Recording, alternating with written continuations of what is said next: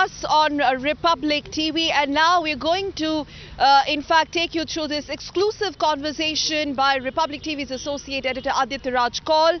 He had yesterday with Pakistan's outgoing envoy Abdul Basit. Now remember, Abdul Basit has been trying to in fact meddle with India's relationship with China. Remember last week when he met the Bhutanese envoy as well as his Chinese counterpart here in New Delhi. Well, the details of which of course then were also available in fact exclusively with Republic TV. In fact, Pakistan getting into India's affairs and relationship with China. But then he was confronted yesterday with various questions from Kashmir unrest, from unrest at the border, and how Pakistan has been consistently and continuously engaging in provocative ceasefire violations at the LOC. Let's listen it. The question here is about Syed Salahuddin. You know, Syed Salahuddin was branded as a global terrorist by the State Department of US just hours before Prime Minister Narendra Modi met Donald Trump. That was a setback, you would agree, for Pakistan. Also, you know, we have seen Hafiz Syed also being branded as a global terrorist. Why are these terrorists roaming free on the territory of Pakistan? In fact, there hasn't been any kind of action against Hafiz Syed. He confesses. He says, "Hum jihad karenge Kashmir mein, hum jihad karenge Pakistan mein." His brother-in-law now has taken reins. Makki, he goes to the Lahore mosque and says that this jihad will continue. There was a terror attack that was happening in DPS school in Srinagar, and that's when Makki was monitoring the developments. We have videos of that, and he said, "Yes, wahan par hamare ladke jihad pe lage hue hain." What more evidence do you need against these terrorists? No, here, obviously, we do not look at it the way you look at the issue. First of all, Jammu and Kashmir, the people there are struggling for their right of self-determination. So I would not agree for a moment with you that there is any terrorism going on there. They are struggling for their right, which is inalienable and which was committed to them by both Pakistan and India and also by the international community. So according to you, what is Hizbul Mujahideen, Lashkar-e-Toiba and Jaish-e-Mohammed? Hizbul Mujahideen, no, Lashkar-e-Toiba, Jaish, they're all banned organizations. As far as Hizbul Mujahideen is concerned, they are struggling for their right, inalienable right, which is enshrined in the UN Charter as well as the Universal Declaration of Human Rights. So the problem actually, instead of resolving the issue, Aditya, what happens is that you are trying to portray the Jammu and Kashmir issue as a terror issue. It is not a terror issue. It is primarily, as happened, hundreds of thousands of people attended Burhan Wani's funeral, and so many funerals were held in the valley. So you can't say that the entire population of Jammu and Kashmir is terrorists, for heaven's sake.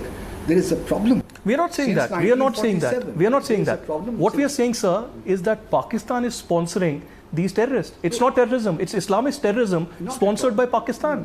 In fact, Syed Salahuddin, you agree, Syed Salahuddin and Hafiz Syed are banned entities, banned organizations and banned individuals. Is not a banned entity. Hizbul Mujahideen is not a banned entity. But Syed Salahuddin is. Syed Salahuddin is the head of Hizbul Mujahideen. So by banning one individual by a single state, you cannot term the entire population as terrorists, for God's sake. Is that the reason Syed Salahuddin and Hafiz Syed enjoy security from Pakistan government? Syed Salahuddin and Hafiz Syed. Syed Salahuddin is a Kashmiri.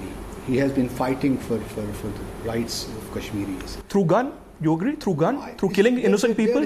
Innocent Kashmiris? Struggling for their innocent Kashmiris have been killed by Hizbul Mujahideen, sir. Nobody can condone killing of innocents. Innocent people. So why is Pakistan keeping him there? But the problem is, why don't you introspect yourself? Why you are denying this right to the people of Jammu and Kashmir for so long? Why India is not ready to discuss with Pakistan, with the people of Kashmir, to resolve this issue? We have been talking. PDP, National Conference are the representatives. They are not the representatives. Problem is that Hurriyat represents the true, genuine aspirations of the people of Jammu and Kashmir. So who says that? Who says that? People of Jammu and Kashmir. I don't think so. People of Jammu and Kashmir say that. I don't think so. Every call for a shutdown is responded to, and you come from Kashmir, that how effectively it is responded to. So if you keep denying, that is your prerogative. I can't force you. But the question remains that there is a problem. Pakistan and India need to discuss this issue sincerely and in a manner that we achieve results. If you keep on procrastinating it, then such misperceptions will arise. But Jammu and Kashmir dispute is there for the last 70 years. So now the time has perhaps come to sit across the table, because this is the root cause of all our problems as far as we look at it. Terrorism is a new phenomenon in our region, and Pakistan is equally suffering at the hands of terrorism. But Jammu and Kashmir is the issue which continues to does not allow us to bridge this mutual distrust between our two countries. But since Mr. Basit, you mentioned about where I belong to, I would say that I'm a Kashmiri, but I'm an Indian first, and then a Kashmiri, and then a journalist. That's, just to get a reality check. I respect your views. Yes, but the question here is that, Indian government told you very firmly not to meet radical separatists. If you remember, there was, Foreign Secretary S. Jaishankar called you on that day. It wasn't Mr. Jaishankar. It was somebody else from the MEA. Yeah, 2 years ago, they called you.